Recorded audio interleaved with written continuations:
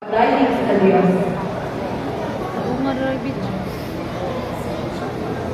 May hapon sa tanan, happy Sabbath, mga igsoon. Ako is 3 minutes and 665 seconds and 1 hour of speech. Mga igsoon, nakakuha lang ipakuha anniversary na ako, pastor. I was baptized November 2, 2024. So, with the journey sa ko si converted of the SDA, dili ni siya ako sa ko because before I am from Bukidnon. Nag-apply ko for being student in Mountain View College. Wala lang ako nagpadayon. It's because kung mag-for student ka nga ito is naabig ka naman as mga 10 years. So, nag-back out ko, wala ko nagpadayon. And then, dito ko nag-working student sa Catholic school.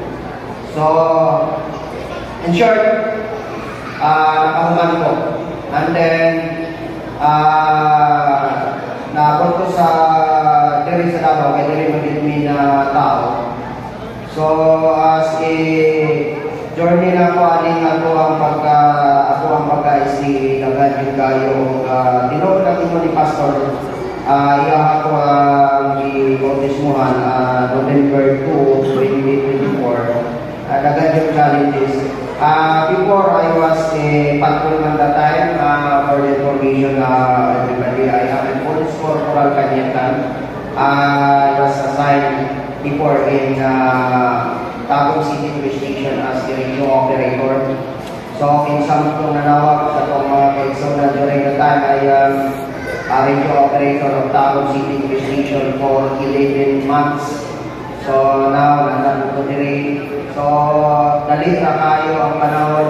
Ang ako lang i-share sa kuwang pagka-stay sa COVID kayo o usapan. Ano naman, sa ako, hindi dapat ko mahimo kong SDA because hindi man yung magkakaw ka ni Baboy, so kan pagkinsaw na since birth na ko. No? Sa Abua, ako ang pinamagulangan nung sini kabo, nung sini kabo, ako rapod ang hindi ko kaaw ka ni Baboy.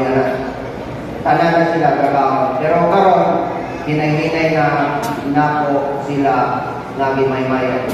So that's why ako kaya akong pasalamat sa third rock nila ni Kuya ni Judge Jamie Musili po ko.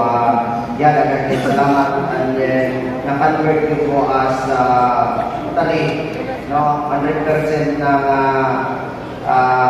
SDA yun as to nagulat sa second coming sa ito ang puktong mangluluwas na si Iso Cristo.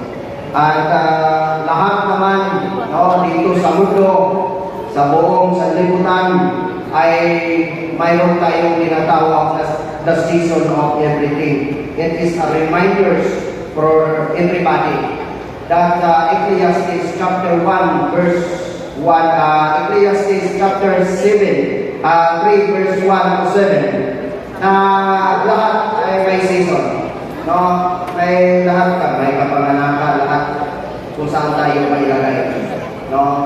And then, para lang sa kuha, ako ang ikuan sa mga kabalingon. Hindi ko mamintahan sa uban, hindi ko manlupig. Kasi yung pangalan ko po, the good reputation of my name towards the community. Yun lang po ang pinag-hawakan ko in Proverbs chapter 22 verse 1. Kasi mas mahalaga pa ang magandang pangalan po natin kaysa silver at sa pagod. Kasi lahat kung ako ay nagsiservisyo sa ating bayan, kahit man tayo ay magkakapatid sa tito, pag tayo mo'y nagkakasala, kung sa utos ng batas na ikaw ay nakasunod mo, nakasunod mo talaga. So, yun lang po at magandang hapon and then happy Sabbath day sa ating lahat, sa mga kaigsunan ko sa SDU Church. For almost 23 million o up to 30 million around the world, magandang hapon once again.